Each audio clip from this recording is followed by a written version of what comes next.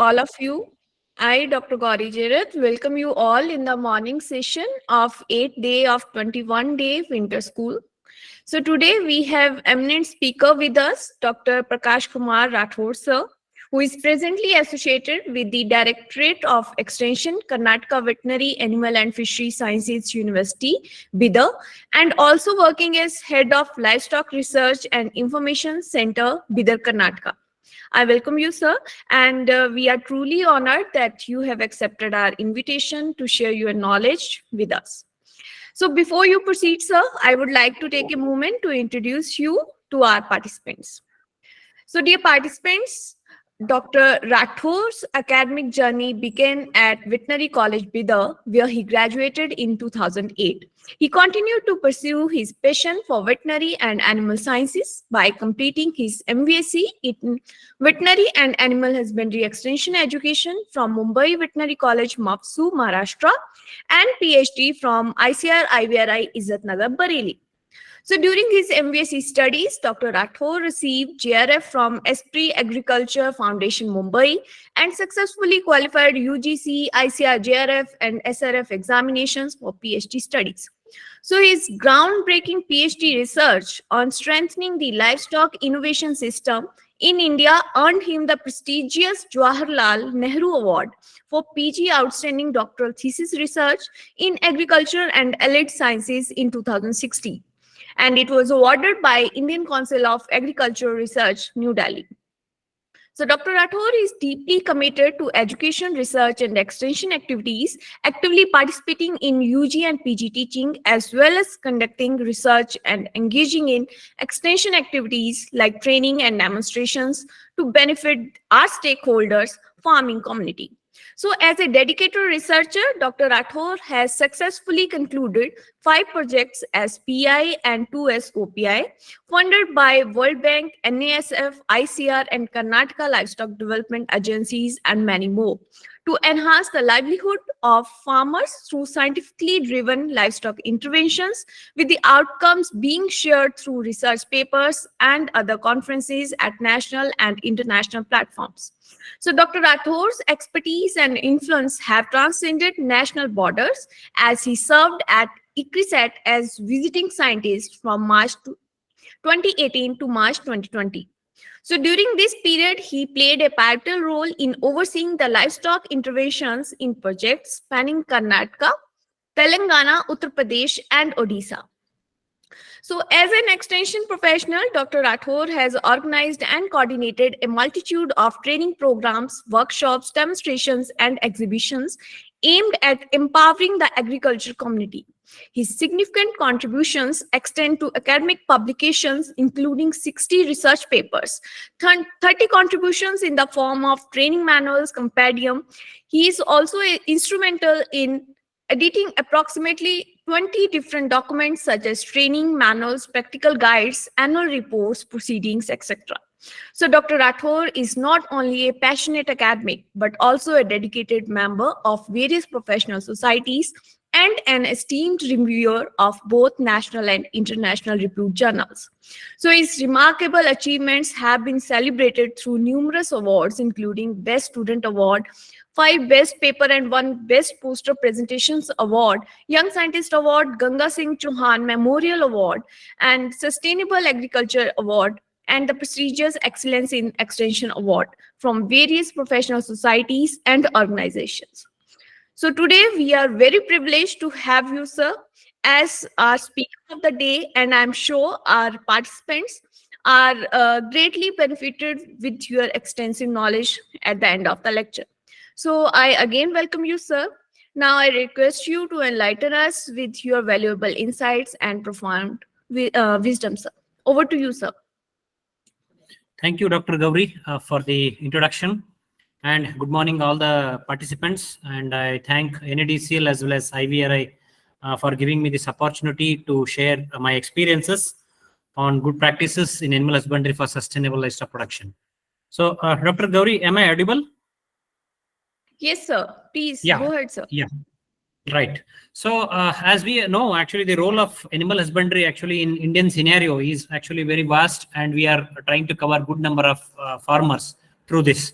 So let me just put one or two slides about the activities that we are basically doing at Livestock Research and Information Center, where I'm heading this research station. We are looking after the conservation and promotion of Devani breed of cattle, which is a dual purpose cattle breed in actually from South India. So which mostly covers Maharashtra and Karnataka. And then actually in this farm, we have almost 57 acres of land, but within which we have around 32 acres of green fodder, which includes even the grazing areas. Then we are also involved in loose housing. We have a loose housing system. We are also involved in actually undertaking different activities for the farmers, along with different extension activities on campus as well as off campus. Then this is actually a brief of our own activities that we are doing in our farm. So let me move towards our concept that is actually livestock for livelihood security. As we have been discussing about this component for we'll be discussing for almost the 21 days here. But let me just put it again that livestock is very important component with regards to livelihood security, and which is contributing for doubling the farmer's income. So I am just trying to make a note that actually we need to understand that not only milk or meat or egg, we have actually different components. So where actually the animals or even the livestock is helping us, or the human beings. So this is in brief about the livestock, role of livestock in integrated farming system. Why I'm trying to tell this point is, as a veterinarian or as a person of animal husbandry, we cannot run the show without the contribution from agriculture or actually other sources. So that is why it is called agriculture and allied sector. We need to understand the cropping system. We need to understand the different aspects which are associated with livestock. Maybe it is with regards to improving productivity, maybe with regards to employment generation, residue recycling, as well as improving the benefits. So it is not possible for livestock alone to undertake the activities for the benefit of farming community. And that is why actually we need to understand that all these components go hand in hand. And despite of all our highest population across the world, like we say, actually we have a major population in India, but we should understand that it's a very a negative thought for us that we have a very poor productivity when it comes to livestock sector. Because we are good in population, maybe we are good in milk yield just because of our higher population, not because of the productivity. So in the similar way, actually, we need to understand that we have a very poor productivity with regards to livestock sector, and that is the biggest concern we have got today in our sector. Before we move into the other next components, the major component what I'm trying to tell here is whenever we talk about the poor productivity, it all at the end comes to the major extension component. Because what we are trying to do is our major focus is on healthcare or breeding interventions, and we are almost missing the extension component. So although I am from extension background, but I still feel that actually we need to improve upon the extension field. And again, within the extension component, the major focus should always go for feed and fodder management, which is going to be the biggest solution for us. Because this image, what I'm trying to depict here is showing the lower contribution or actually less contribution of budget to the government, by the government to extension activities. The standards say that actually if 100 rupees is being allocated for animal husbandry, 10% should be given for extension activities. But in fact, it is very poorly depicted that actually, except Meghalaya, actually all the states are having almost 1.9 or 2.9 or 1.91. So it means extension still needs a better focus in today's scenario. And let me come to my topic. So when I say a good practice, because before I try to define this, we need to understand that good practice, maybe it looks good for me, but may not be for you, because it is a regional based aspect. It is species based aspect. We need to see that what I have done today here in my region may not be applicable to you. But the point is almost the concept is same. Maybe we have little efforts, either plus or minus, but we need to understand that actually a good practice, we are trying to show a good process or methodology, how it has been done. So we know actually about green fodder production. We understand actually green fodder production is a very essential component. But still we need to know how the practice is being done, how we can undertake this activity. And that is why we are trying to show it. And the second point say that I don't say that it is actually a single best practice or single best approach. But many times the approaches will vary from region to region, the species to species. But the concept is I'm trying to depict my own experiences here. I'm not going to say that this is the best way, but I'm trying to put in my own experiences, which I have taken from different parts of India, and which I'm trying to share here. So most of my field experiences, majorly it is from Karnataka, but despite that, actually Uttar Pradesh, Telangana, Haryana, and Punjab, Maharashtra. So I worked as a PhD student from IVRI. So I have moved across Uttar Pradesh, Haryana, Punjab, and even Uttarakhand. And then as a part of ICRISAT research, I have moved across Karnataka, Telangana, even again Uttar Pradesh, Bundelkhand region, Maharashtra, and Orissa even. So I'm trying to share in my own experiences from these different projects as well as different interaction with the farmers.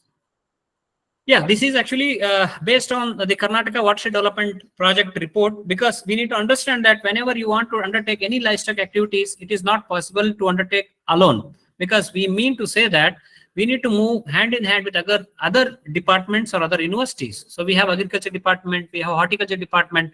Just 2 days back, we had a workshop which was discussing about the crop residues. When I say crop residues, we cannot focus only on animals, or we cannot focus only on livestock sector. Crop residue is also an important component for agriculture, even the horticulture. So in this particular component, we had actually different components or different agencies who work in our project. So I just try to depict actually who are the different partners in this. So we had actually Animal Husbandry Department, the forestry, the agriculture, even we had IAC, Indian Institute of Science. We had different agriculture universities, veterinary universities, different NGOs working. So any project, actually any activities we move around. So any project should always start with the baseline survey, because we understand that actually we have very less time many other times, but we need to understand without a clear baseline survey or without a clear baseline understanding of the region, it is very difficult for us to introduce the project. So for me, actually, I'm just trying to give the data from different places, because the good practice starts from here. You want to introduce any activity in any of the region, the first thing we need to do is have different meetings, awareness programs, have some discussion with the farmers, undertake some baseline surveys. Then it is possible for us to move around. See, after having a baseline survey, we actually took around actually what are the different issues or what is actually the status in that particular area. Like I say, the population, the production system, what's the milk production, what is the feeding practice the farmers are having. See, when I say feeding practice, they are mainly using jawar straw and sugarcane, and green fodder is actually less cultivated. They say negligible fodder production. And this is actually with regards to health and reproduction, housing, marketing. And when it comes to goat and sheep, I am talking about the region, I am talking about the feeding systems, I am talking about the rearing systems.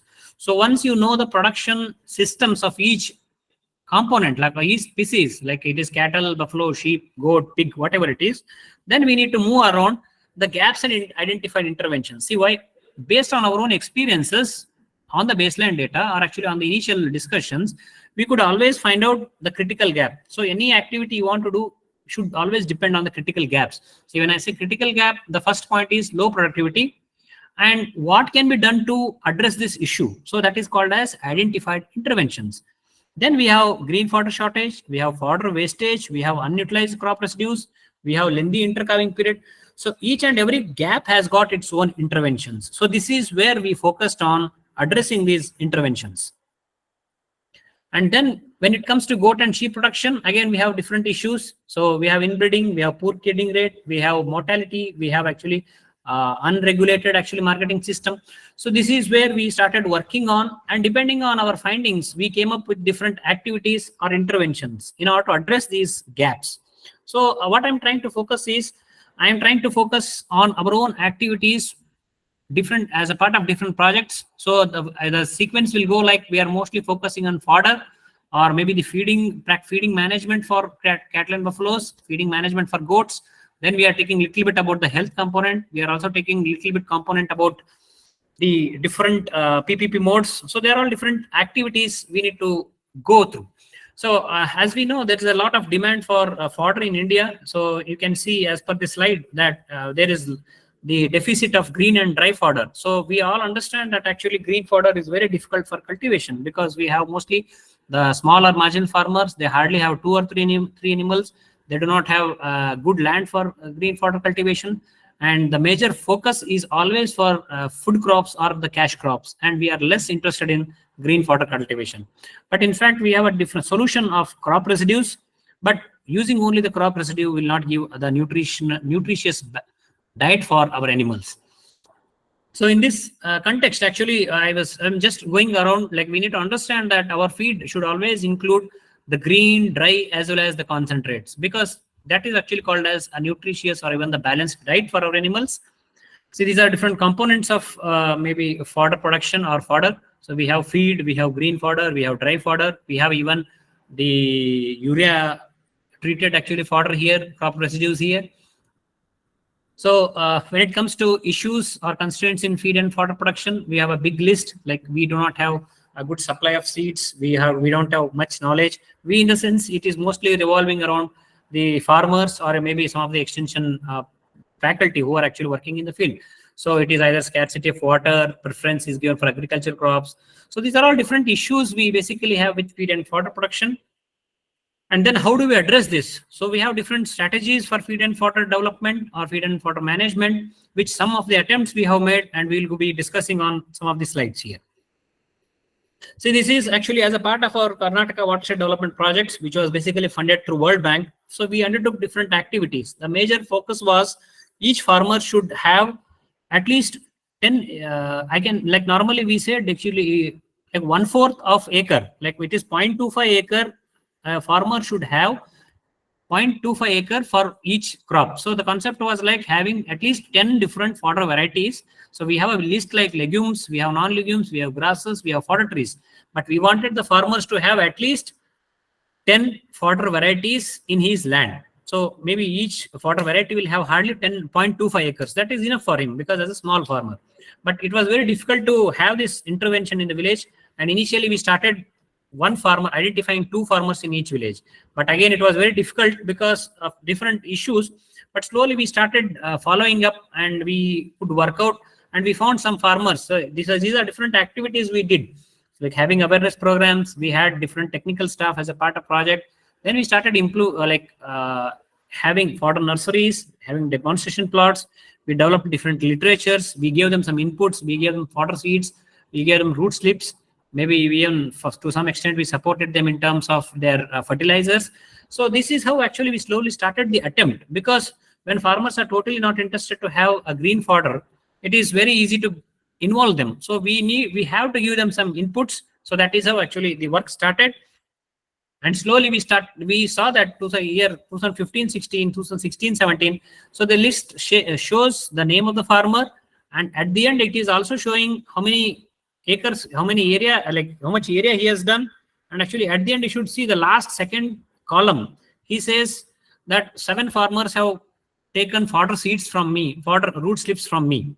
And next, actually these 7 farmers have cultivated in almost 46 guntas. So it is actually in the local language, it is used as 40 guntas is equal to 1 acre. So means he has given it to different farmers. And in the same way, 16-17, we are able to see the image that some of the farmers are actually taking from one farmer to another farmer. This is actually called as horizontal diffusion of technologies, because it is very difficult for an extension professional or actually a scientist to get into the farmers and make them understand. But they can understand better when it is going through their own farmer colleagues. So that is called as horizontal diffusion. See, again in the year we moved around, like we had 2017-18, again more number of farmers started involving in activities like this. See, these are actually the different benefits, because once the farmers start using green fodder, because all that was done, although it was difficult in the initial stages, but a lot of efforts were made in order to understand, in order to make them realize that actually green fodder production is very much essential for them. And they started getting more quantity of milk, and even the quality of milk was good with regards to fat and SNF. And some of the farmers also started preparing silage. So this is actually brief, like how it started from 2015-16. Like we are just trying to add 1 + 3 in the year next year, 1 + 3 + 6, then 1 + 6 + 11. So this is only the project farmers, because these farmers have given it to many other their relatives, their friends, which actually we are not able to, we have not included here. So it is only the project farmers actually which has, like we have mentioned here, but many of the farmers have taken from these particular farmers and they have grown among themselves. So that is how, like from the year 18-19, we could see that actually many, and the project actually has continued to almost next 2 years, but we could actually make a big list of farmers. And what I'm trying to show is that with continuous efforts, it is always possible to make the farmers to understand But it is not easy attempt, but it takes time, and actually we need to give in more time for this. And then this is one of the farmer who has cultivated green fodder, which is covered in state level newspaper. So, and that was about the green fodder cultivation. So next we are moving ahead with another component that is called dry fodder enrichment. Today in most of the North Indian states, actually we understand the case of stubble burning. So we know the concept of this wheat straw, we have the concept of paddy straw, and another very interesting story is from our region. This is actually burning of sugarcane trash. We normally use the word sugarcane trash because once you can see the images, once it is all put in the field, once the sugarcane goes to the industry or the factory, the sugarcane trash is being dumped in the field and it is burnt. So, but we started making our attempts to demonstrate the importance of this dry fodder or the crop residue with the method of urea treatment. So we have two methods, that is urea enrichment, that is in terms of one is so urea ammoniation, and another is urea treatment. So in urea ammoniation, we normally use around 4% of urea with around 40, like I can in simple if I say like it is 4 kgs of urea in 40 liters of water for 100 kg of crop residue. So we are trying to keep it in under the airtight as well as watertight conditions for 21 days. So that's called as anaerobic condition. And then you are opening it after 21 days. And another concept is you are using only 2 kg of urea. So it is nothing but 2% and using only less water. And it is directly being fed to the animals. So in urea treatment method, you are directly feeding it. And in urea ammoniation method, you are keeping it for 21 days. So that's a major difference we had. And even this, because of the urea, the problem with the mindset of the farmers, we could see that urea was never used by the farmers. And they felt actually that it is always toxic for the animals. But with good technical guidance, it was possible for them to understand. And we see, there was also a PhD work on this, even from the same our own university, talking about sugarcane trash. So we could find out that sugarcane trash, in the initial sugarcane trash, they had only 3% crude protein, but once it was ammoniated with urea, we could almost see that it was almost 12%. So that is what is normally called as the importance of ammoniation. And you can see different farmers using it at their own places or at their own farms for feeding it to the animals. So this is I'm just giving the income expenditure statement for the farmers, because we don't normally, we have to understand that in the season, like in the month of November or December, we see this sugarcane being harvested. And what happens is immediately after that, farmers are interested to cultivate some other crop. Same with regards to paddy and wheat. But what happens is, this is the calculation what we are trying to understand. Maybe we can take little labor charges, the manual chaffing, some urea charges, and either you have a pit or you have a plastic sheet to understand this expenditure.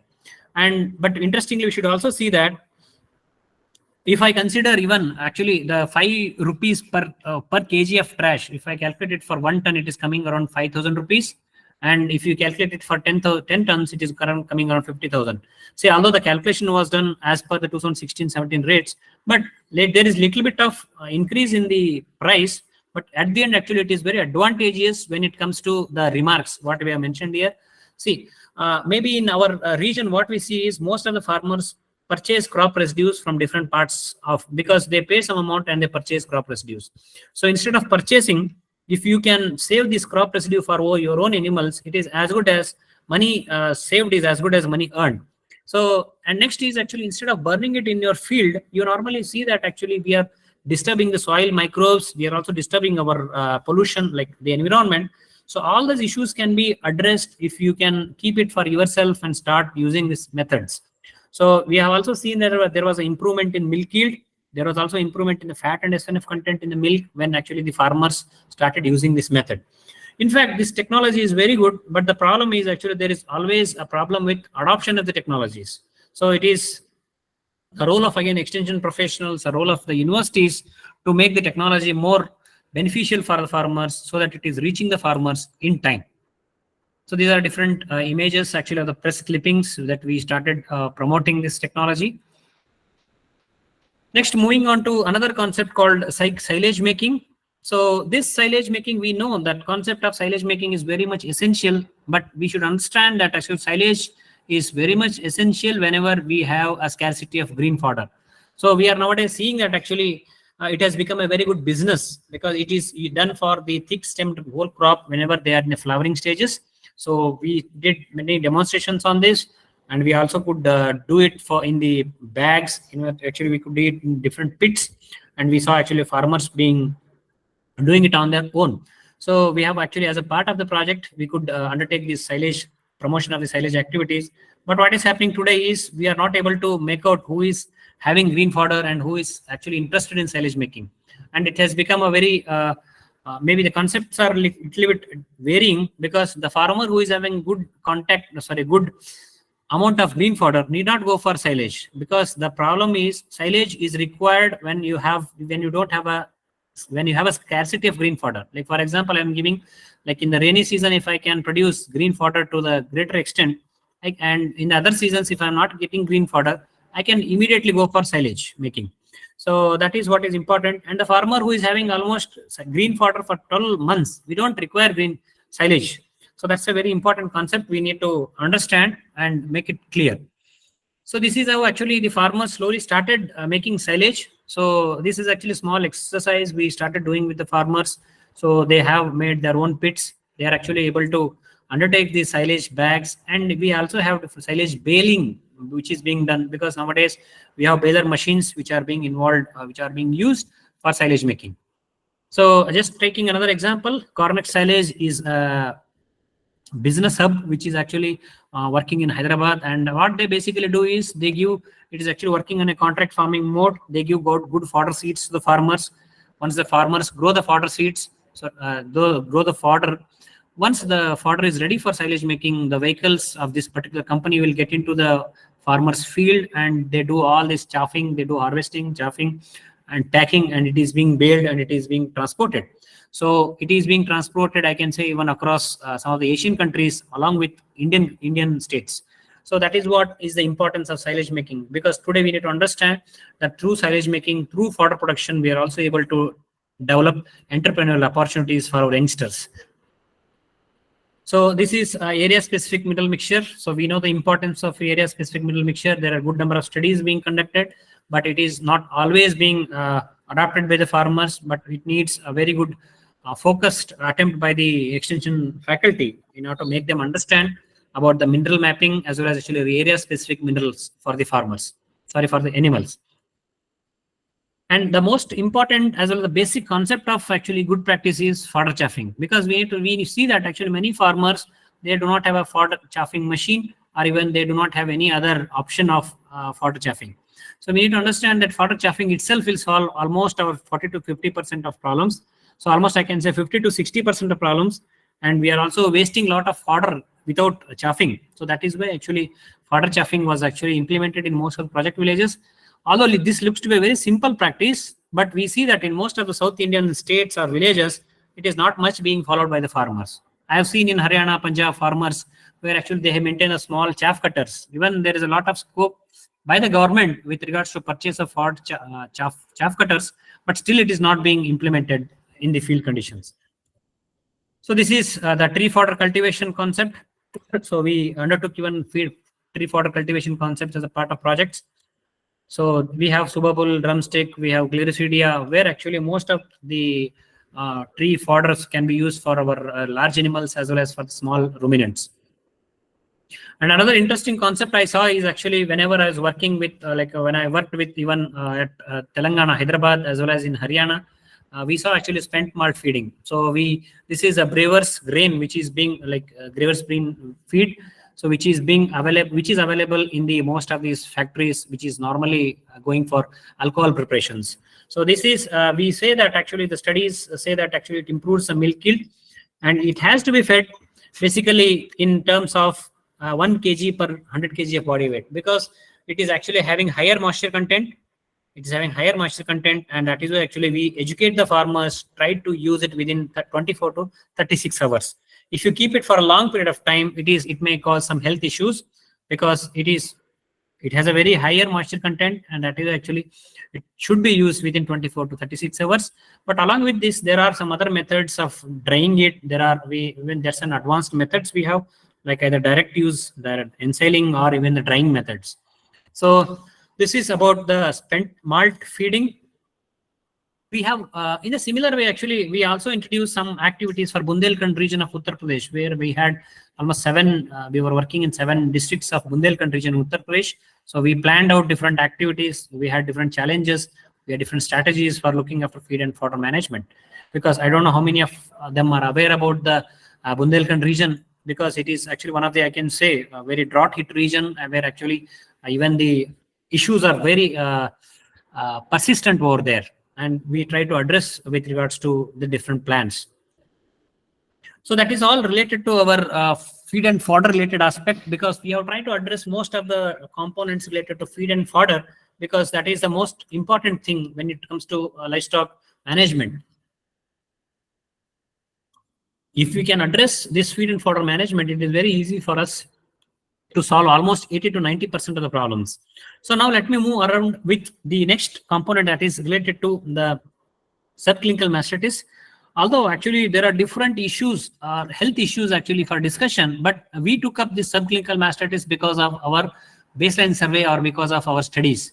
Although this is not much found in the desi animals or buffaloes, but actually we could see in some of the crossbred animals, it was very difficult to understand the concept of subclinical mastitis, because the farmers are not much aware about subclinical mastitis, but they feel that actually, but they without that knowledge, they try to actually again pour in their milk to the cooperatives or the milk societies, where actually the whole of this milk is getting maybe disturbed, I can say.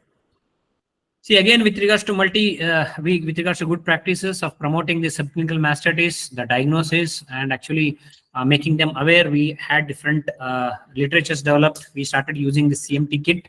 So we have distributed CMT kit to the farmers, and where actually they could able to make out which is actually positive for subclinical mastitis. So once the milk is actually positive for subclinical mastitis, we took up this basic studies at their cooperative societies, actually whenever the farmers used to visit us for pouring the milk.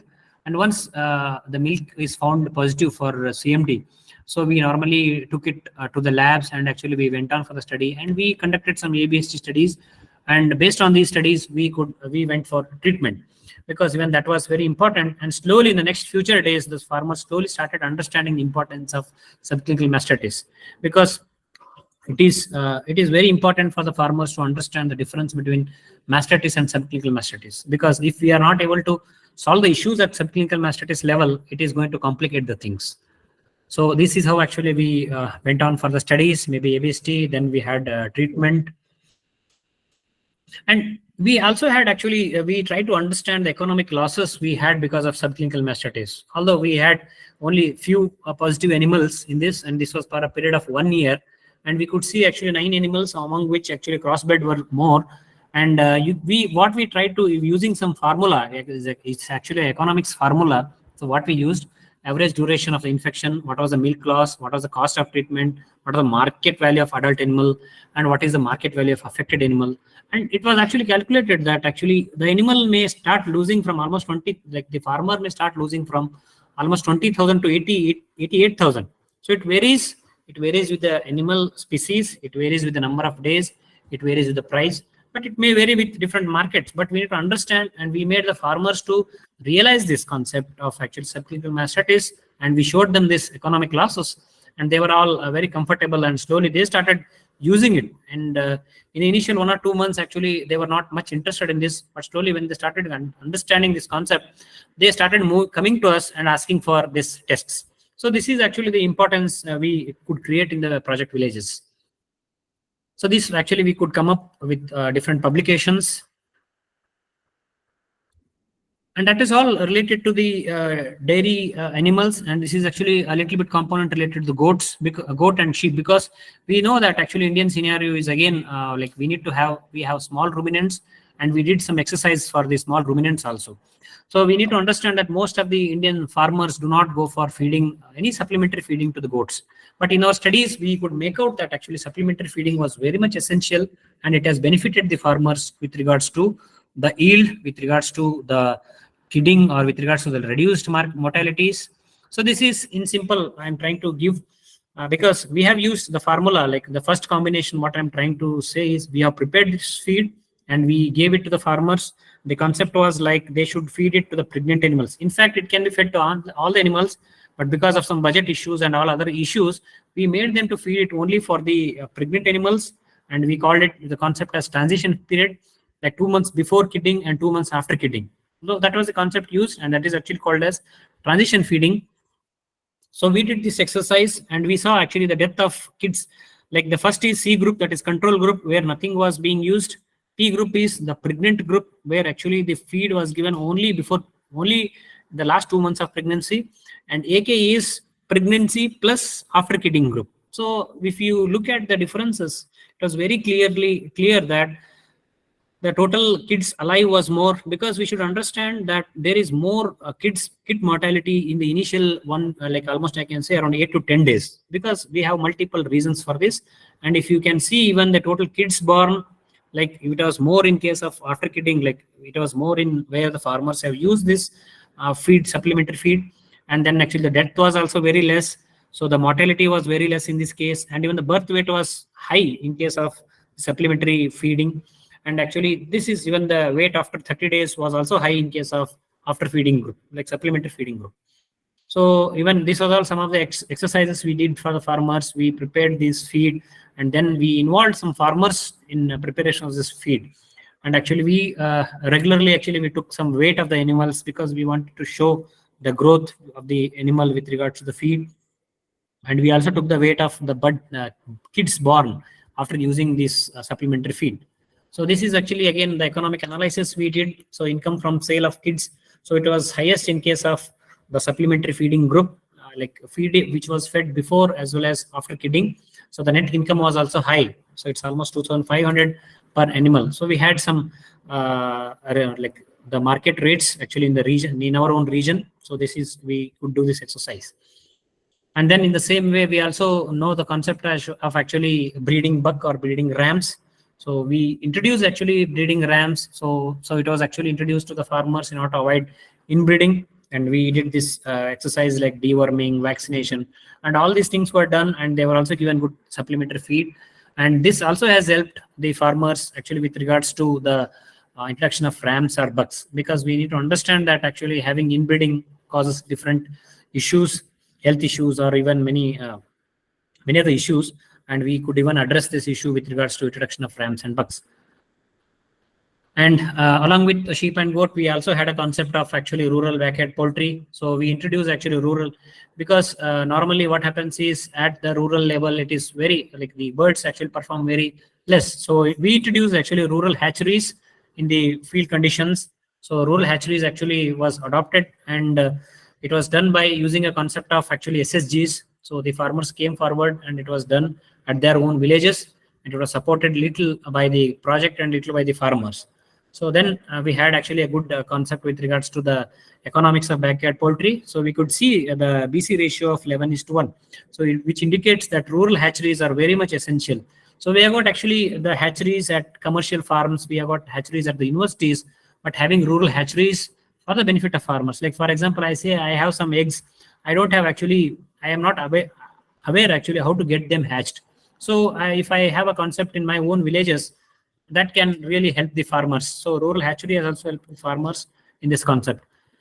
So these are some of the images, how it was discussed, how it was installed, and how the farmers are actually happy with regards to, and it was mostly used for the desi birds. So this is again another unit we have with regards to rural hatcheries. So we have some success stories in dairy, we have success stories in goat farming. And this is the another important concept that is called market driven approach, because when we talk about the milk or milk products, we need to understand actually when is the season for marketing it. So it is called as market driven extension or market driven approach. So nowadays we are seeing some of the farmers, so they try to start a goat farm like today, and they want to see that actually the goats are ready for marketing, maybe either for the Bakrid festival, or it is ready for Ramzan festival, because we know there's a good demand during that period for maybe sheep and goat. And actually we need to understand about the concept called flush season. When it comes to the more of milk, we need to know that actually value addition of these milk or meat products is very much essential. So ultimately it all goes with the market driven situations. We need to see when is the market good for what commodity. So maybe period of Dasara, Navratri, Diwali, it's actually good for milk and sweets. So this is how actually we need to understand. So when I talk about the marketing about the marketed extension, I'm trying to just depict the role of our own farm here, the research station where we are working. We are involving selling of these fodder commodities, milk. We are selling milk. We are auctioning animals. We are selling cow urine, the worms, vermicompost, different commodities, even the farm-made manure. So this concept has actually given us actually very good revenue for the university. So this is, I'm trying to give the concept of 2021, like last 3 years, because we could see that actually there is increasing trend of revenue generation for the university from the farm where I'm actually heading presently. So this is what is important, because why we need to understand the important concept is we need to not only discuss about milk, we need to also discuss about the concept like we need to talk about even urine, you need to talk about the dung, because we are able to see there is a lot of demand today in the market with regards to cow urine, with regards to cow dung. So this is how actually the today's generation or actually society is working out. So, but as a veterinarian or maybe as a researcher, it is our important role to understand why urine is being used, why cow urine is being used, why cow dung is being used, what are its effect in the field conditions, how it is really helping us with regards to crop cultivation or crop production. So we are able to see cow urine, we are cow dung, we are making some dhoop, we are making some vibhuti, and all different concepts have come up. So this is all cow dung cakes. So we are getting all these actually in the market, maybe even through online mode. So this is the concepts we need to understand as a veterinarian or maybe as an extension professional. So there is a very good demand nowadays for this cow urine as well as dung. Along with milk, we need to understand that actually this is going to be a very good business opportunity for the farmers. So this is, we are talking about the public-private partnership. So public-private partnership, I'm giving 1 or 2 examples where actually Tanuvas has a concept, which Tamil Nadu Veterinary University has a concept with the farmers. So what they are doing is, the effort started somewhere in 2012, but we need to understand that the KVKs of, I'm giving an example of Namakkal, the KVK Namakkal has given fodder seeds to the farmers, good germination of fodder seeds to the farmers, and actually farmers have grown the fodder seeds and they were given it back to the university. So the university has packed it, and so the farmers are also getting certain benefits out of this, which actually it's also working on a public-private partnership mode, because there is not much demand for fodder seeds. Today, if you want to discuss, like I can say, Sesbania, we are fodder seeds, we are able to, at our farm, we are able to sell it at 1,000 rupees per kg. So we have red napier, we are selling it for 1 rupee per stem cutting, but we are seeing the farmers selling it at 2 rupees or 3 rupees per stem cutting. It means fodder production is also a good area for business opportunities. So this is actually another case of one in Wardha district where actually a veterinarian actually could cultivate almost some 24, 25 different varieties. So 26 different varieties of fodder in his own veterinary hospital area. So that is very important for the farmers to understand how the concept of fodder production can come up. So this is the concept of public-private partnerships. So this is actually the glance of the fodder cafeteria, which was established by the veterinarian in Maharashtra. And then this is, they were discussed about this Bundelkhand region. So this is again a continuation of the Bundelkhand region. We had different attempts. We made attempts with BEF, that is actually, so BEF Institute for Sustainable Livelihood and Development. We introduced actually artificial insemination. We introduced even the sex semen over there. And because of sex semen, you can see the lady with the first buffalo calf in Bundelkhand region of Uttar Pradesh, where actually ICRISAT was in collaboration with different NGOs and it was in collaboration with BEF. So that is what I'm talking about, public-private partnership. So we could see that actually even the farmers started moving towards semen, like the sorted semen concept. Oh, and these inseminations were done by BEF. So we are also able to see that in Bundelkhand region, we could actually cultivate good quantity of fodder production. We saw actually the farmers selling fodder in the local markets. So, and the news actually which was covered that in Bundelkhand region, 24 villages where we were working, actually they had the concept of fodder production. And even we had a concept like crop cutting experiments, and actually we wanted to see the yield. So moving on to the next concept, that is ICT. In fact, we all know the role of ICT because this is the, there are some lectures actually exclusively for ICT. I'm not going to deal too much on this, but we need to understand that ICT is changing the face of extension here. We have rural telecenters, we have mobile telephonies, we have kiosks, we have social media networks. So this is how even farmers are able to get different information. So we have a lot of advances in mobile telephony when it comes to the extension activities or actually reaching the farmers. And then we see different Facebook groups with different WhatsApp groups for the farmers, and we are also able to get a lot of information. The farmers can get any information sitting at their home, and even the government is also having mobile delivery, mobile message deliveries like SMS deliveries through different KVKs, through different universities. So even there are a lot of discussions actually in the field with regards to WhatsApp, with regards to Facebook, and these are all actually being used. The social medias are being used as a very good tools in order to disseminate different information. Even I'm also happy to share that even Karnataka Veterinary University in collaboration with Maharashtra Veterinary University and Telangana Veterinary University, we are developing extension modules, e-extension modules in 5 different languages. So when I say module, we are trying to develop websites, we are developing apps, as well as we are developing some YouTube videos. And this is actually a collaborative research, and it is being funded by ICR NSF, National Agriculture Science Fund. This is an ongoing project for these 3 universities, and we will be developing in 5 languages: English, Kannada, Hindi, Marathi, and Telugu. So it means, so we are trying to address majority of the audience through these 5 languages. So this is a one slide that I'm trying to focus about the gender.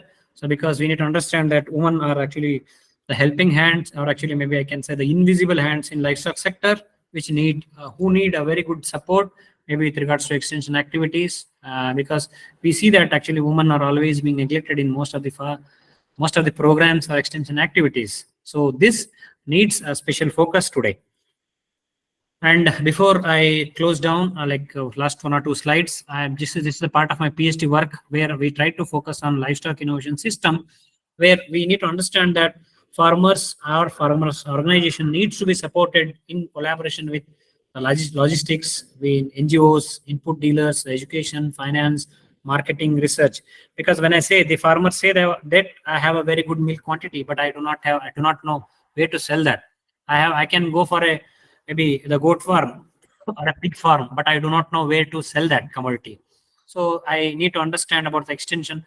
So ultimately, what is important is a multi-stakeholder approach in order to generate the technologies, in order to even disseminate the technologies. I'm just giving another example, because when I was working as a PhD student, I saw some of the farmers actually who complained that very good comments actually we got from the farmers, because they say that actually artificial insemination has its own disadvantages, and they say actually vaccination has its disadvantages. So the point here is, I'm not trying to say actually which is good or bad. We need to see what are the issues with farmers, because when I went with the farmers of Haryana and Punjab, they felt that actually when you go with artificial insemination, the conventional artificial insemination method, they felt that 90% of the calf born were males.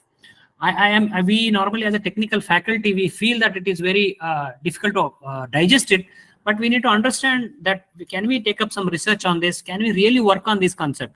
And we feel that actually maybe because of this reason, we moved to a concept called sorted semen, because I appreciate the farmers of Haryana and Punjab, because they maintained records, and they said that, sir, you see the records, I am finding this, that almost 80 to 90% of these calves born are actually males. So when we get some inputs from the farmers, it is our responsibility to understand, and it's our responsibility to undertake some long-term research on this. So this is actually some of the issues we face, and because there are some technologies which are being developed by the scientists feel that actually the technology developed by me is good, but actually farmers are not happy with the technologies, because farmers have something else in their mind. So we need to sit with them, we need to discuss with them, and then try to solve the issues. And that is why actually we have a concept called livestock innovation system, where it starts from generation of the ideas, generation of the technologies, taking it up to the farmers, maybe in the first round, maybe again if they have some issues, we need to address it in the second round. So that is how it works, and it's a very good concept, and it has been grown to a very good concept in agriculture innovation system, but it is still in a, maybe I can say, in a nascent phase in livestock field. So, but along with what actually I presented, because we need to understand that actually over a period of time, we are moving towards the newer areas. So we need to understand that there is a concept called production to market value extension.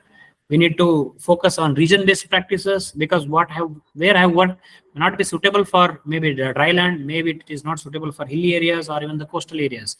We also need to understand the species-based practices. We need to see what are need-based, what are relevant at that particular region or at that particular farmers. Then we are talking about climate resilience livestock farming. We are talking about organic livestock farming. We are talking about value addition of livestock products. So these are newer areas where we need to focus today. Maybe the extension faculty or maybe the livestock faculty. So we need to look into all those areas. And then we have a good opportunities for India, because as we have more number of small farmers, we have a very tremendous scope for farm diversification. We can promote integrated farming. We can think of value addition. We can think of export potential, because we have more livestock population. We even have a good working population with us. We have good rural population with us who can work for the betterment of livestock sector. And to conclude, I just would like to say that we have maybe I can say animal husbandry sector has a greater scope and greater production potential. But as I have mentioned initially, there's no single or specific strategy, but we need to go with the pluralistic approaches.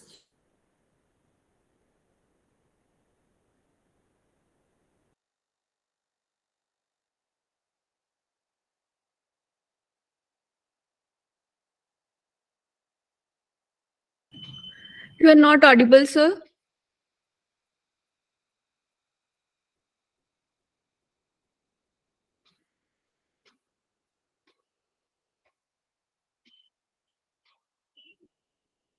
Dr. Rathore?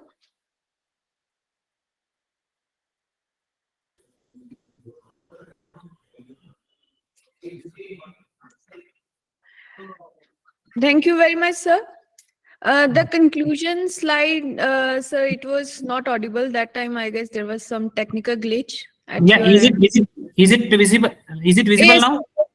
yes, sir. Kindly conclude conclusion slide, sir. Can you please again? Yeah. So anyways, this is a conclusion slide. So we need to understand we have a very good quality human resource as well as infrastructure. So my basic idea is we have a good number of activities to be done in the farm. So only thing is we need to follow good technical approaches and we need to involve the farmers. We have a concept called सिर्फ mushroom त्रावन पर त्रावो अस आब पात तू त्रावन कि mushroom तो सनन जान तो याक तो रोज ज्यादा आबदार रास के Hamida ma'am, kindly. Yeah, I have some disturbance. No, sir. Please continue. Yeah. So anyways, actually that is because we need to understand that we need to promote innovation system and focus on public partnerships, and actually the farmers associations can be best solutions. So anyways, sorry for the last slide interruption. So that is all from my side. I have tried to put in my own experiences in this particular presentation, and I am happy to take up some questions on this. So any questions, even comments or suggestions are welcome. So this is a ICRISAT campus, which I worked where I worked for 2 years, International Crop Research Institute for Semi-Arid Tropics, based at Hyderabad. And this is my alumni, like IVRI campus, where I did my PhD. Thank you, Madam Gauri. Thank you so much, sir. Thank you.